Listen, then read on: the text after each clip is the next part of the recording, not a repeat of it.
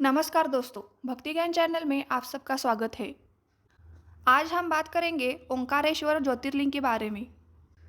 ओंकारेश्वर ज्योतिर्लिंग भगवान शिव के 12 ज्योतिर्लिंगों में से चौथा ज्योतिर्लिंग माना गया है।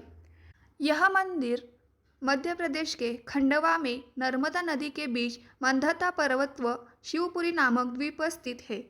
यहाँ पर मंदता नामक राजा ने शिव की घोर तपस्या करके प्रसन्न किया था और जन कल्याण हेतु यहाँ पर ज्योतिर्लिंग के रूप में विराजित होने का आग्रह भी किया था।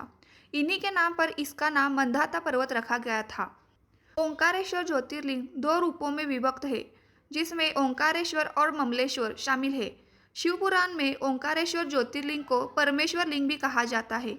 यहाँ भगवान शिव के ज्योतिर्लिंग स्वरूप की भी पूजा की जाती है और भगवान शिव की विधान से पूजा करने से शिव जी प्रसन्न हो जाते हैं और जीवन के सभी कष्ट दूर हो जाते हैं। यहाँ पर नर्मदा नदी ओम के आकार में बहती है। पुराणों में इस तीर्थ स्थल का विशेष महत्व बताया गया है। यहाँ तीर्थयात्री सभी तीर्थों का जल लेकर ओंकारेश्वर को अर्पित करते हैं, तभी सारे तीर्थ पूर्ण माने जाते हैं। तो चलिए अब जान लेते हैं ओंकारेश्वर ज्योतिर्लिंग मंदिर का इतिहास। इस मंदिर में शिव भक्त कुबेर ने भगवान की तपस्या करके शिवलिंग की स्थापना की थी। भगवान शिव ने कुबेर को देवताओं का धनपति बनाया था और कुबेर को स्नान करने के लिए शिव जी ने अपनी जटा से कावेरी नदी उत्पन्न की थी।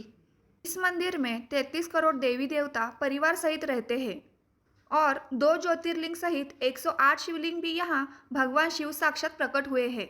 इसलिए इन्हें ज्योतिर्लिंग कहा जाता है और ऐसा कहा जाता है कि यहाँ का तट ओम के आकार का है। यह ज्योतिर्लिंग पंचमुखी है। लोगों का मानना है कि भगवान शिव तीनों लोकों का भ्रमण करके यहाँ विश्राम करते हैं। इसीलिए यहाँ रात्रि में भगवान शिव की शयन आरती भी की जाती है। यहाँ पर काफ़ी दूर दूर से भक्तगण दर्शन के लिए भारी से भारी संख्या में आते हैं और ऐसा कहा जाता है कि यहाँ आने से सभी भक्तों के संकट दूर हो जाते हैं।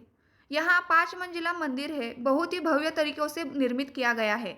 शास्त्रों की मान्यता है कि कोई भी तीर्थयात्री चाहे कितना ही तीर्थ भ्रमण कर ले, किंतु जब तक वह ओंकारेश्वर में सभी तीर्थों का जल लाकर यहाँ नहीं चढ़ाता, उसके सारे तीर्थ अधूरे ही होते हैं।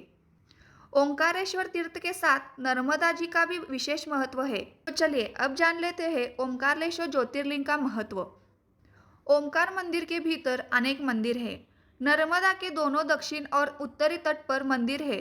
अगर कोई भक्त ओंकारेश्वर क्षेत्र की तीर्थ यात्रा करता है तो उसे केवल ओंकारेश्वर ज्योतिर्लिंग के दर्शन ही नहीं, बल्कि वहां से भी अन्य 24 अवतारों के भी दर्शन करना चाहिए। ओंकारेश्वर की महिमा का उल्लेख पुराणों में शंकर पुराण, शिव पुराण व वायु पुराण में किया जाता है। हिंदुओं में सभी तीर्थों के पश्चात ओंकारेश्वर के दर्शन व पूजन का विशेष महत्व है।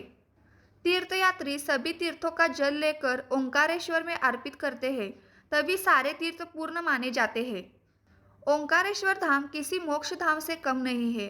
ओम के आकार में बनी धाम परिक्रमा कर लेने से मोक्ष की प्राप्ति हो जाती है।